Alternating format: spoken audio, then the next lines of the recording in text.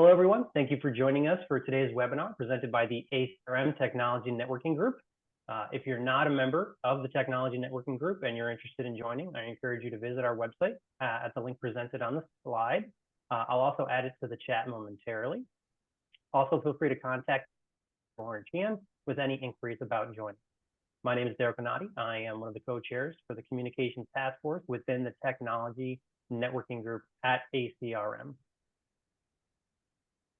Our speaker today is Dr. Stephanie D. Barnes, speaking on pathways to reimbursement for remote therapeutic monitoring. Before we get started with the presentation, I do want to advise that the meeting is being recorded. I'd like to ask all attendees to keep your phones or mics muted and keep your cameras turned off throughout the presentation. We do expect to have about 15 to 20 minutes available for discussion at the end of the webinar. So if you have questions, please type them in the chat feature, and we'll address as many of those as we can get to during the latter part of the hour.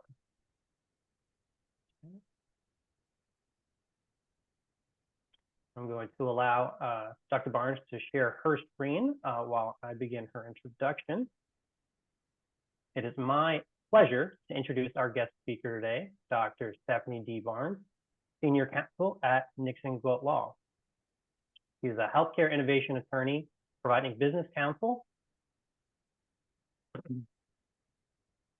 and legal advice on the healthcare regulatory landscape, legal and business risks and opportunities for healthcare companies. Her diverse career began at an international law firm and has spanned to serving as a general counsel of a health system and in-house counsel at a medical school. She has acquired expertise in digital health and telemedicine, virtual care management reimbursement, SaaS, contracting, fraud and abuse, MSO PC model and the corporate practice of medicine and healthcare reimbursement. She also provides counsel on corporate and transactional matters, including, but not limited to, business formation, business development, corporate governance, and strategy advice regarding business models, financing, and healthcare transactions. Stephanie serves as a strategic advisor for emerging digital health companies on governance and startup financing. Dr. Barnes earned her BA summa cum laude in English from Tougaloo College and her JD from Harvard Law School. She also received her doctorate in organizational leadership from the Chicago School of Professional Psychology. She is admitted to practice law in Georgia, Mississippi, and Texas, and she is certified as a professional coach by Coaches Training Alliance. Dr. Stephanie D. Barnes is also an internationally acclaimed speaker and an award-winning author on leadership, gender equality, and women's rights. She has been featured in the Harvard Business Review, Personal Excellence Magazine, and the Huffington Post. Dr. Barnes has also presented a TED Talk entitled, What's in a Name? How Leadership Discourse Perpetuates Gender Bias. Dr. Barnes, thank you for being here. And with that, I will hand the presentation over to you. All right, well, wonderful. I'm so glad to have an opportunity to speak with y'all today and help us to navigate through the pathways to reimbursement for remote therapeutic monitoring, or RTM. So thank you, Derek, for that wonderful introduction, and thank you to each of you for your time and attention, and I'm looking forward to having this discussion with you. So one of the things I want to always share is, as lawyers, we have to emphasize that while the information that is shared here, of course, is true and accurate, we're not providing legal advice. Nothing in what we talk about here creates an attorney-client relationship. And so you also should not take anything that I share with you as a guarantee for reimbursement. So I always have to kind of get that disclaimer out of the way. All right, so what are we going to focus on today? So we're going to look at the opportunities and limitations for implementing RTM programs under the current reimbursement policies. We're going to look at some of the current economic, business, and technology trends that influence reimbursement, whether it's from the FDA review perspective, insurance reimbursement, and information security. And then finally, we're going to look at practical considerations for operationalizing an RTM business model. So I always like to begin by kind of sharing, how did we get here? Virtual care management has actually been around for quite some time. It has had a proliferation in the last 4 years or so, but it began in 2013 with transitional care management, which is the process of transitioning care from acute care settings to the home setting.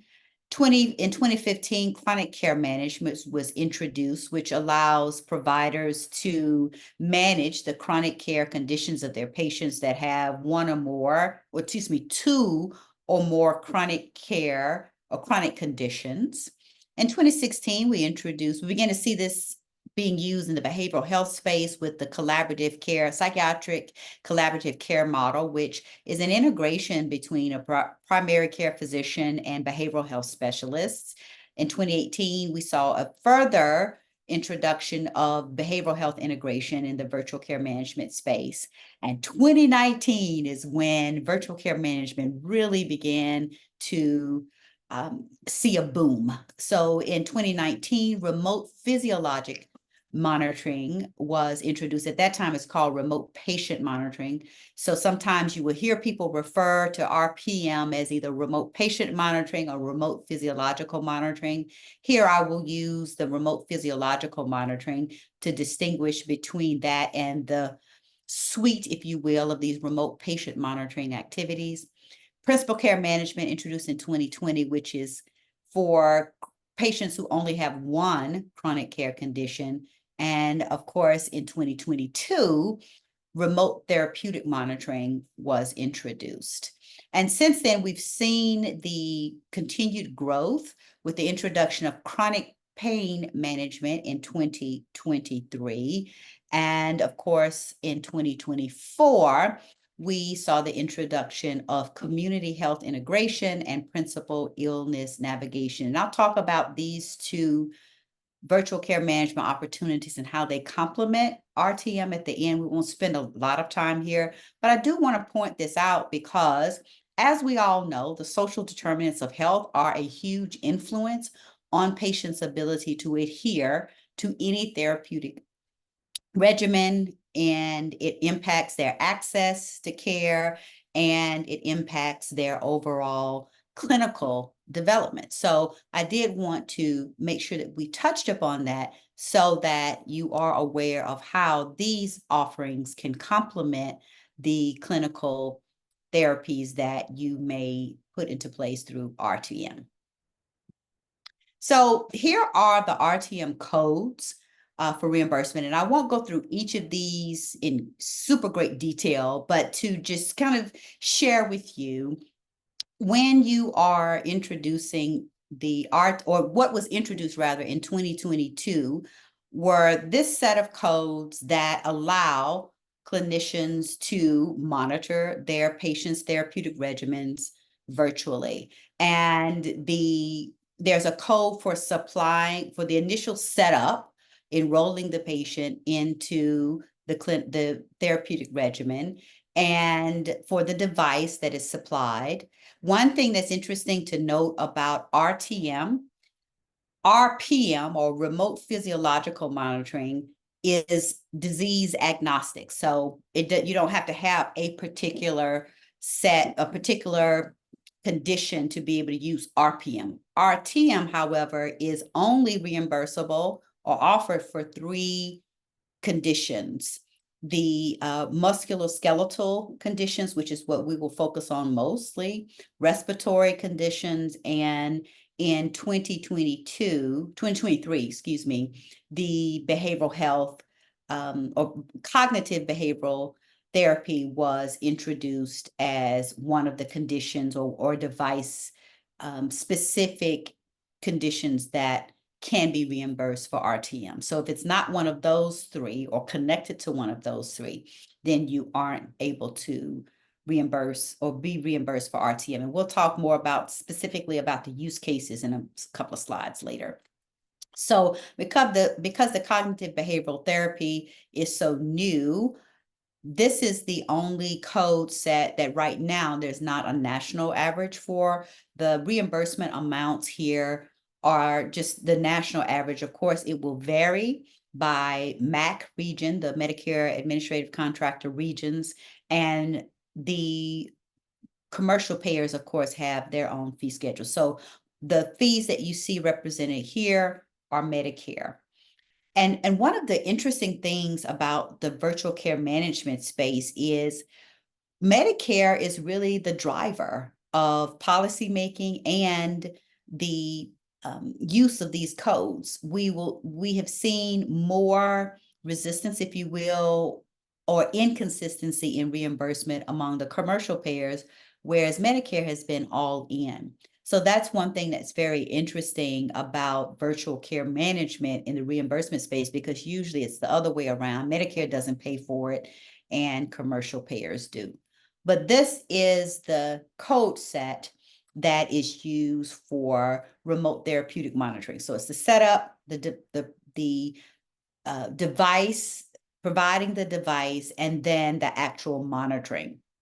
And so therapeutic monitoring, or RTM rather, is monitored in 20-minute increments. And I'll talk about this a little bit later in greater detail. And the patients have to transmit data for at least 16 days within that 30-day period. So who can bill for RTM? These are the billing practitioners that are recognized in the CMS or Medicare policies. And of course, what we want to focus on are OT, PT, and ST. Those therapists can bill, they can be billing practitioners for purposes of being able to provide this, except when the patient is in an inpatient setting, because the reimbursement for that is just different. But when these patients are being treated in the outpatient setting, physical therapists, occupational therapists, and speech therapists are able to be the billing practitioner. So when RTM is provided by a PT and an OT, there are some different rules that apply. Generally speaking, therapy services are, for Medicare, are provided under therapy plan of care, and they're subject to certain rules that other Medicare services are not. And so CMS has designated RTM as a sometimes therapy. When it is provided by a physician or non-physician practitioner, it is considered outside of the therapy plan of care. But when it is furnished by a PT or OT, then it is always provided under must always be provided under a therapy plan of care. And in those instances, it will be considered therapy services and will be subject to certain modifiers. So again, for therapy, when it's considered therapy services, anytime an OT or PT provides those services, then it's subject to the KX modifier threshold amounts. And so that is just a difference in terms of the economics of RTM services when they're provided by therapists, as compared to situations where they're provided by other practitioners. So as I mentioned, I wanted to talk about some of the use cases for RTM. And remember, it has to be in these three areas, either respiratory related, musculoskeletal conditions, or mental or cognitive behavioral therapy. And so these are some of the conditions that can be monitored using RTM. And I'm going to focus, of course, on the musculoskeletal conditions. And the most often use case for RTM in the therapy setting is therapy adherence. How is the patient adhering to the plan of therapy? How often are they doing their exercises? How are you able to monitor that in between visits? And I will say this in general, with virtual care management, the huge clinical benefit for both the patient and the provider is that it allows this continuity of care in between visits. Because, as I'm sure you can imagine, it is not as effective if the patient is not doing the exercises in the way that they've been prescribed, for example, or if issues arise and they aren't able to be addressed until later. So one thing about virtual care management is it gives you an opportunity as a clinician to remain connected, if you will, to your patients in a structured way in between office visits. And so you're able to monitor how they're doing. The patient can be more engaged in their therapy because they have a system for accountability and a system for incentivizing them adhering to their plan. So that's one of the major benefits of virtual care management in general and for RTM specifically. So I mentioned, remote physiological monitoring is something that's heard of most common, and I did just want to highlight those two. The difference between RPM and RTM is the RPM devices are capturing physiologic data, and RTM is capturing therapeutic data. On the RPM side, it has to be automatically transmitted from the device, whereas on the RTM side, it can be transmitted through a device, or the patient can enter self-reported data. So that's a significant difference. Both are ordered by physicians and non-physician practitioners, including therapists. RTM, of course, can be billed by therapists, and RPM services are designated as care management services. CMS has yet to designate RTM as a care management service, but basically in 2023 just said, well, we're not ready to designate RTM as a care management service, but it can be billed under general supervision. And general supervision, I'll highlight that in a later slide, is extremely important for the business model as well as the efficacy of this model, because general supervision allows the practitioner, the billing practitioner, to supervise remotely. Direct supervision is not, of course, effective in a remote environment, because direct supervision means that the billing practitioner or supervising practitioner must be in the same location as the clinician or clinical staff that is providing the monitoring services. So that's extremely important for the business model that underlies these two services, is that it's subject to general supervision. And as I mentioned, RPM is device agnostic. RTM is restricted to those three conditions. But both of them must use a medical device to collect data. Both require 16 days of data, and we're going to come back to that 16 days of data in a minute, and neither can be billed in the same month. So CCM, chronic care management, and RPM can be billed concurrently. RTM and CCM can be complementary to each other, but with respect to physiological data versus therapeutic data, you have to choose one or the other.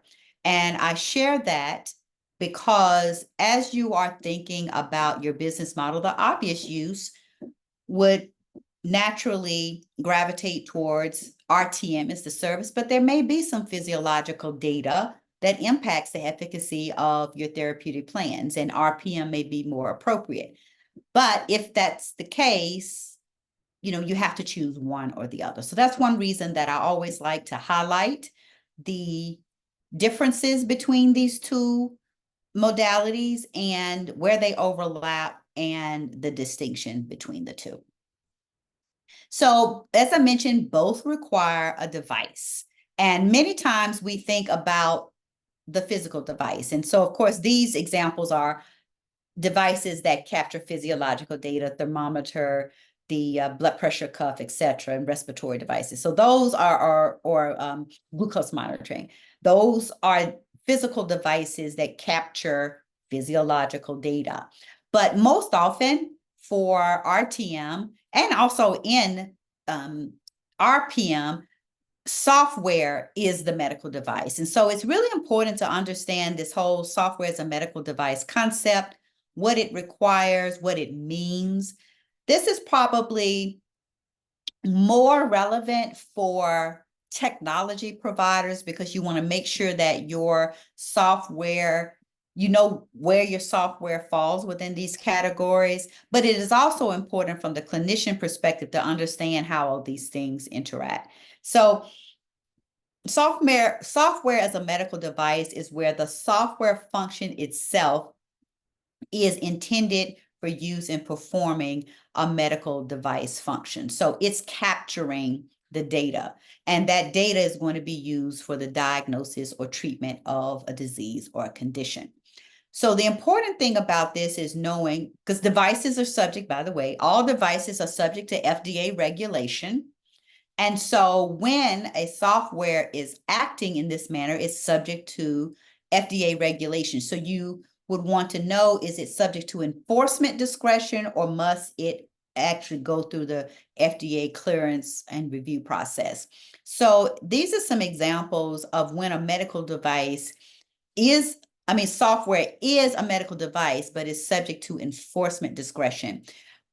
Many times, and this is particularly relevant in the RTM space, the gamification of the therapy is one way to incentivize patients to participate in their to participate in their therapy regimen, and a way to capture the data. Well, when a software functions in that way and is using video and video games to motivate patients to continue with their therapeutic regimens, that's going to be under enforcement discretion, meaning it doesn't require the full FDA review, or where it's simply capturing the data, synthesizing it, and presenting it to the clinician. Other non-device software functions is where it's literally just the repository.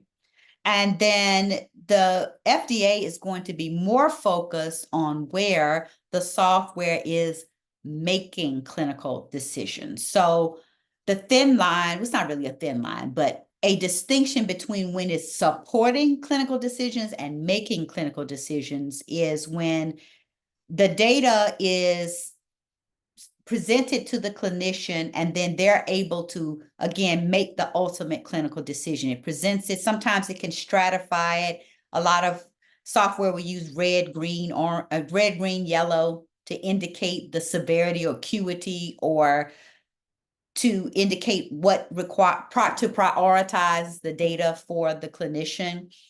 The other end of that spectrum is when it actually synthesizes the data and says, this is the clinical outcome, this is the diagnosis, this is what you should do. So many technology vendors will create their software to where it works with the data up to the point where it is just supporting clinical decisions, and the live person, the live clinician, is actually making that decision.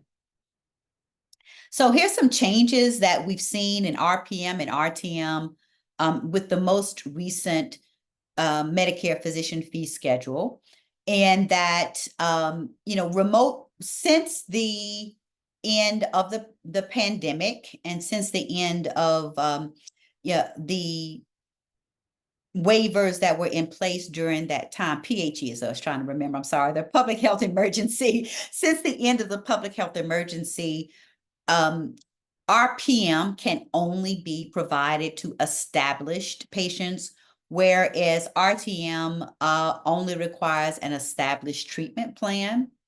Both our PTAs and OTAs no longer require direct supervision by a physical therapist or occupational therapist. So previously, remember I talked about this general supervision that is inherent or recognized as part of the virtual care management. Previously, if an assistant was going to be involved, it had to be direct supervision, whereas now there is the possibility for them to be under general supervision, meaning the two individuals, clinicians, are not in the same location.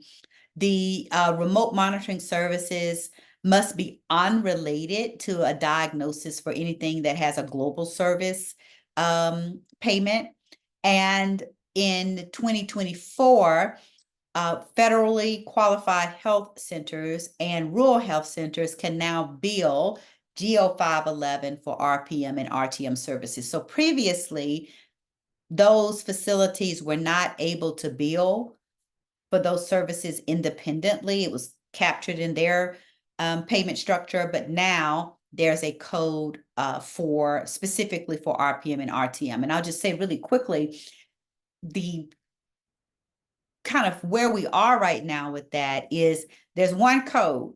So even though you can't do RPM and RTM concurrently, if you have a patient that is receiving CCM and RTM in the FQHC or RHC environment, there's still only one code. So one code is submitted twice. So it leaves a lot of confusion, if you will, because there's no way to really know, well, which code, which service am I submitting this for? So that there's some opportunity for improvement there.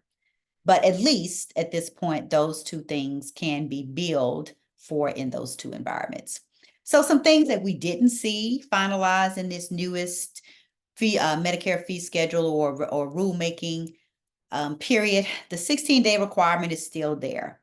And we're not quite sure why they're so stuck to 16 days. I'm thinking, the RPM and RTM services are billed every 30 days. And I think what they were trying to do is to ensure that at least more than half of the month, these services are provided. But the reality is, for certain therapies, you may only need 8 days. 16 days is not always clinically correct. That's not the best way to describe it, but it may not be the best situation. Like, I'll just give you an example. There's certain instances where it's actually harmful. So like in the weight loss management, where that is one in the RPM side, or could be on the RTM side, but where weight loss management is part of it, it may not be helpful for a patient to weigh themselves 16 times in 30 days. Once a week may be the most effective from a psychological perspective and giving them an opportunity to actually see progress. But CMS has stuck to this 16 days, and they're open to clinically driven determinations of how many days, but for now, we're stuck at 16. They still did not allow RPM and RTM to be billed concurrently, and they decided not to designate RPM as primary care under the Medicare Shared Savings Program. So those are some things that we hope to see more improvement on in the future. And as I mentioned, I did want to highlight these 3 new codes that are related to social determinants of health, because these can be services that benefit patients and contribute to their therapeutic outcomes. So these 3 codes allow clinicians to account for and engage with their patients on these 3 areas to make sure that they have the resources they need to actually improve or optimize, I'll say, their clinical outcomes. So there are 3 codes that allow the practice or clinician to administer, a standardized social determinant of health survey, risk assessment, and get paid for that. Some of these activities are things that practices and clinicians have already been doing, but it may not have necessarily been separately reimbursable, and now they are. The community health integration is an area that allows, there to be a more involved and engaged process around being able to, once you get these social determinants of health risk assessment, what do you do with it? Because it's one thing to capture it and get paid for it, but it's not effective if there's not someone who can then follow up with the patient and actually address what is determined during the risk assessment. So that's what that allows. And then the principal illness navigation is allowing for reimbursable patient navigation services. So again, I just wanted to highlight that because I do believe that it is something that could be of interest, could be helpful because of the very real impact that social determinants of health have on clinical outcomes. So in the next few minutes before we open it up for questions, I just wanted to focus on what does the business model look like? Great, this is what the code set is, this is where it's used, but how does this really work? Now, this is a RPM specific slide, but it applies to all virtual care management. But as I mentioned, virtual care management operates where you have a billing practitioner that is providing general supervision to certain clinical staff for the care management services. And clinical staff is ultimately driven by state law, but it's nurses, it's LPNs, in some instances, depending on state law, could be medical assistants, could be health coaches in certain situations. And again, this is something that has to be determined based on where the patient is located and where the services are being provided to ensure that the appropriate scope of practice parameters are sculpted based on that state's requirements. But you will have the billing practitioner who is providing general supervision to this clinical staff that's actually doing the monitoring. Because, kind of the first thing people can think is, well, I don't have time to monitor the data. I'm doing well enough to be able to manage the patients when they come into my office and keep up with their care plans, et cetera.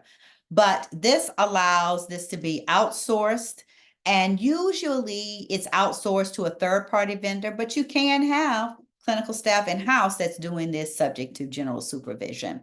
And so this is generally, how this works. You will have a RPM or RTM, in this case, customer, which is the practice or the therapist that will supervise clinical staff that is offsite, virtual, that is monitoring the data and is provided by a third-party vendor.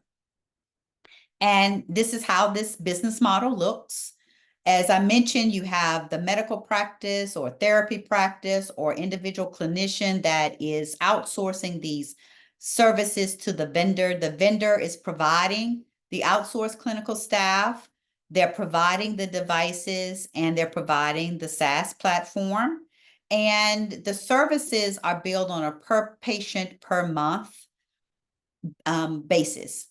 And the therapy practice then submits a claim to their payer. Mostly for purposes of this discussion, we're focusing on Medicare, but of course, commercial payers pay for this as well. And and then they get reimbursed for the services that are provided. So this is the general way that this business model works. And it is beneficial from two perspectives. Of course, we want to focus on the clinical outcomes, and that's the ultimate benefit and reason that a clinician would engage in this, is to be able to improve their clinical outcomes. But it is also a source of additional revenue because, of course, what is charged for the services is less than what is reimbursed. And so there is a profit margin for the clinician when they add this suite of services to their patient care. So this is the general business model.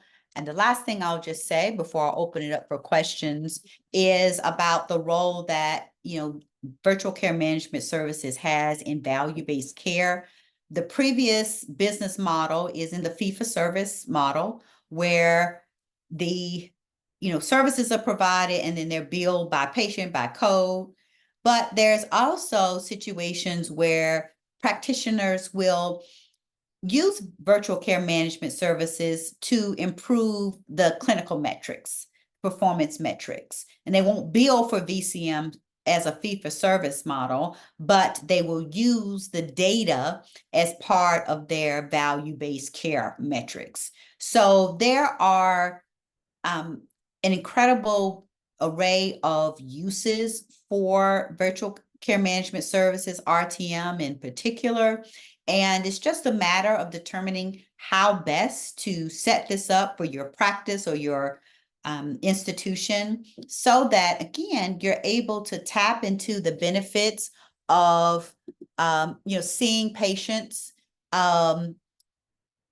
seeing patients in the office, but being able to continue care in between. So I know that there are 2 questions in the chat. I'm going to, go to let me close the chat so I can move my slide, and I'm going to answer those questions. And then after that, I will open it up for other questions. Oh, did I end the slideshow? I think I did. So I'll just stop sharing and get to the chat. And of course, if I need to go back to a slide, I'll open it back up. But there were 2 questions that came up during my talk. The first is, are the social determinant of health codes billed by the clinics, or does other provider include PTs and OTs? It does. This is the newest code because, of course, these were introduced in 2024, and we don't have as much success stories, or we don't have as much data around how these are actually being used. We should have more data next year because during the comment session, during the rulemaking session, there is a comments period where providers can either ask questions, provide clinical feedback, or otherwise propose different policy perspectives. And the second question is, can 2 different providers bill RPM and RTM separately for the same period? No, but well, yeah, so make sure I'm listening to the question. So RPM and RTM cannot be billed concurrently, and both of those can only be billed by one practitioner. And right now, because these 2 services can't be billed concurrently, even though it's 2 different providers, only one's going to get reimbursed. And actually, we just saw this with one of our clients who discovered, it's actually in a different setting, but they just discovered that a patient is receiving RPM services, but CCM and RPM from 2 different providers, but it's overlapping, or maybe it's two different RPM services. But generally only one, and that's part of the consent process, by the way. When you're enrolling patients, you have to, one, get their consent to participate in the virtual care management services, and you also have to verify that no other billing practitioner is providing these services. So this is something that's crucial to make sure that patients really understand what they're getting, because I've done audits of chronic care management providers. It just so happen to be chronic care management. And one of the things that I really took away from that is that so many patients really don't understand. They know they're in this program, but they don't really understand what it means. And so it is critical during the enrollment process to make sure that patients do truly understand what they're consenting to, and that they accurately answer that question. So I know I said a lot, so I want to make sure I go back and laser in on the answer. So even though it's 2 different providers, RTM and RPM cannot be billed concurrently. So one of those providers is going to have denied claims. So it's important to coordinate that. And the last question that just popped up is, do you have experience with which place of service to use when billing as a virtual clinic? The place of service is not the patient's home, it's the therapist clinic. So hopefully that answers your question. So with that, I open it up for additional questions. And of course, you can put them in the chat. And Derek, I don't know if you're going to facilitate questions or how you want to do that, but I'll kind of turn it back over to you for us to close out with additional questions. Thanks, Dr. Barnes. I appreciate that. And thank you for the presentation. I was hoping maybe you might be able to elaborate more on the 16-day data capture within that 30 days. How are providers navigating that if they're not meeting that 16 days that their plan of care isn't quite at that level? Yeah, and that's a great question because I'll tell you that's one of the most frustrating aspects about virtual care management is this 16 days because as I mentioned, sometimes it's not clinically significant. And so for the patient, they're like, okay, well, I just did this yesterday. Why do I have to do it again? And even for the clinician, it may not be clinically significant to see 16 days of data. Rather, what they need to see is, the trended data. But the other challenge with the 16-day data requirement is there are limitations on how you can incentivize patients. So one of the things that matter of fact, I just got through working with a client on this is looking at, how do you build patient incentive programs that encourage them to be able to, or encourage them to meet their 16 days. And Medicare and this is mostly for Medicare, and sometimes it's implicated in commercial payment situations, but the civil monetary penalty statute penalizes or criminalizes actually paying a patient an incentive. Can that can actually violate that statute and subject both the patient in some instances, but the billing provider, to some significant penalties.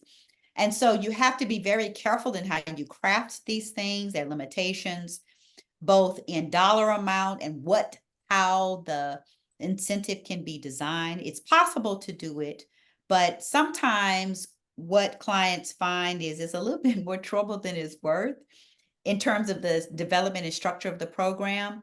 But they do look at that because if you don't get 16 days, you cannot submit for that code. So if you get to 15, the code still can't be billed. You've got to get to 16. So that's a challenge, an ongoing challenge, which is why every year there is continued comments around allowing the clinician to set the time, the number of days based on the therapy. So I hope that answers your question, Derek. It did, yes. Thank you very much. And I think one last question here, unless anybody else has any further questions, I'll open it up one more time. This is Siva again. I have another question on the 16-day again. Mm-hmm. So just to clarify, the treatment 16 days, the transmission code, right, where the device has to transmit 16 days. Mm-hmm. And the other two are the 20-minute codes for the provider or somebody to interact with the patient. Right. Are there a relationship between these two codes? You're saying that if the patient hasn't transmitted for 16 days, the other code cannot be billed too? That's correct. So the 20 minutes of data, so that's why it's so important to have all of these things interconnected. Mm-hmm. Because sometimes what clinicians find challenging is the actual 20 minutes, and it needs to be substantive, and making sure that they're actually looking at the data and meeting the substantive requirements of that. But that is, again, one of the elements around the 16-day requirement is that it impacts the ability to bill for the codes. So in that 30-day period, if the patient hasn't transmitted any 16 days worth of data, how much of a time they spend talking to the patient, even remotely, they cannot bill that other code. Is that correct? Right. Correct. Okay. Right. So it's important to get those 16 days of data. Got it. Mm-hmm. Yeah. And again, that's why that is so challenging because, there are a lot of, that's why like the social determinants of health, for example, that may impact it,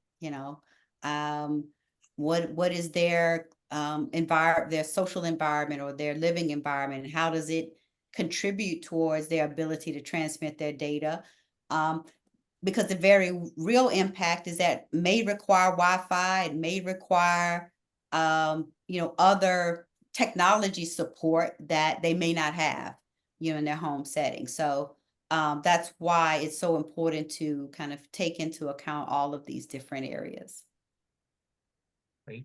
Can you clarify a little bit about the last slide that you presented, the G0136 codes, the SDOH codes? Yeah, Yeah. let me go back to that. I'm gonna share my screen again and pull that back up. Okay, I think I need to. Okay, that's all I need to do is just do that. Okay, so can you see that? Yeah, these are the ones. So what exactly are they, and what needs to be done Yeah. to build? Yeah.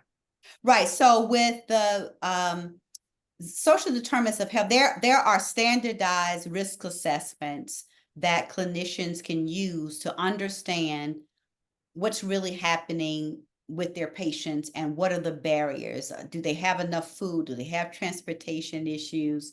Do they have reliable access to electricity, utilities, etc.? Mhm. So that first code is for administering the tool itself once every 6 months.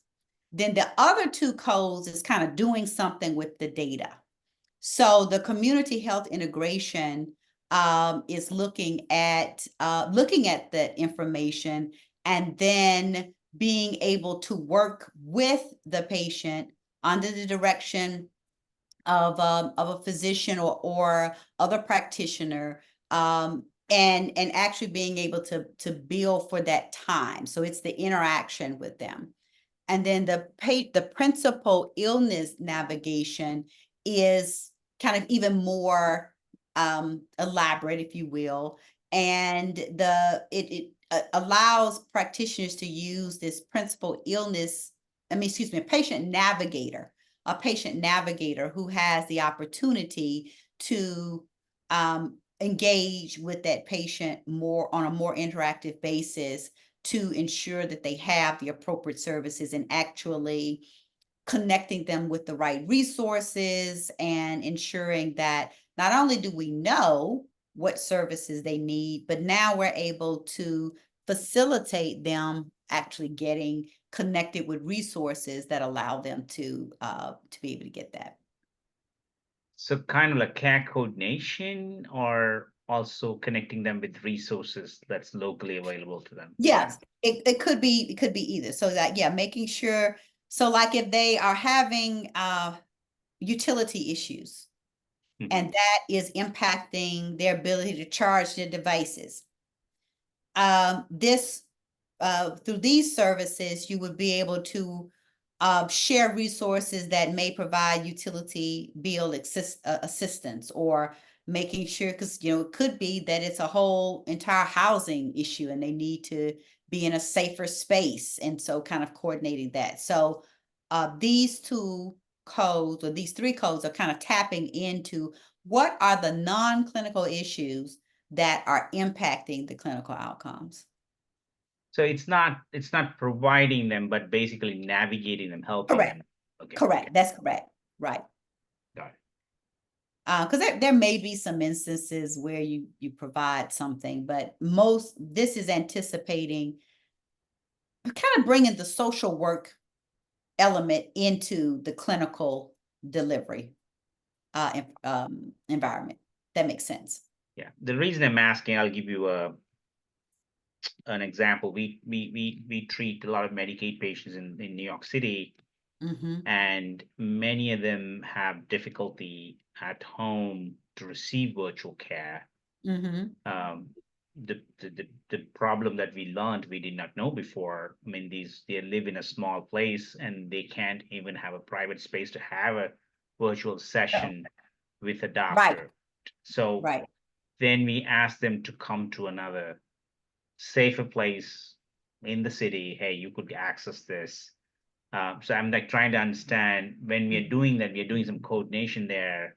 Can these codes be built for that, since we are helping Right. them? So the coordination activities would be what would fall under this navigation.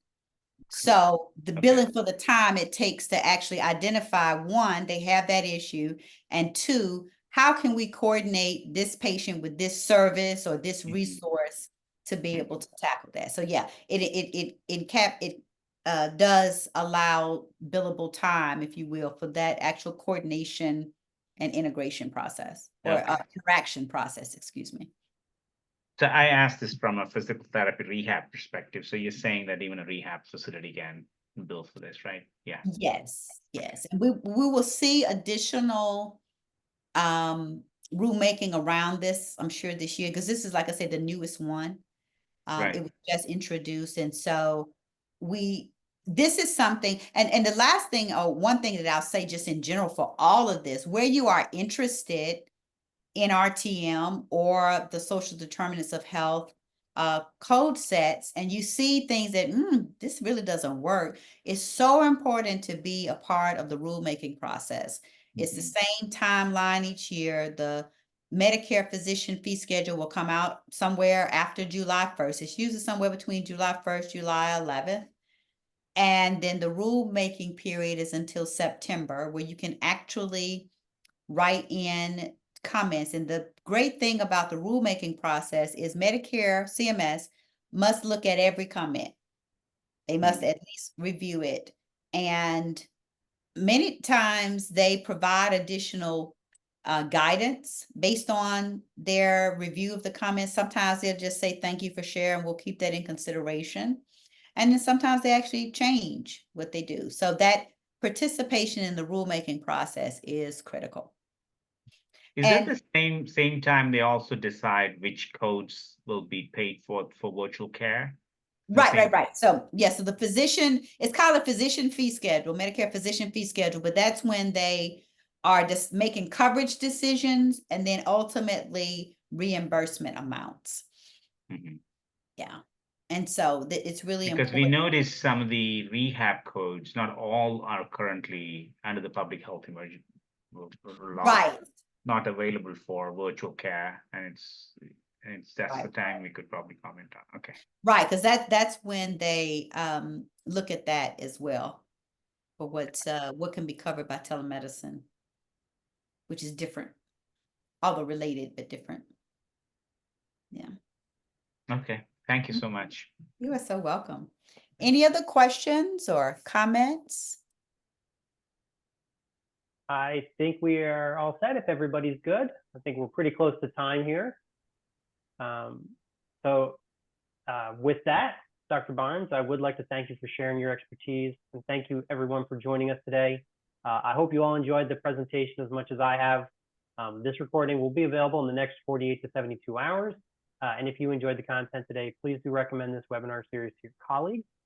This concludes our episode for today. If you're not a member, we encourage you to consider joining the Technology Networking Group, as well as joining us for the ACRM Annual Conference this fall in Dallas, Texas. Thank you, and we hope to have you join us again at the next webinar.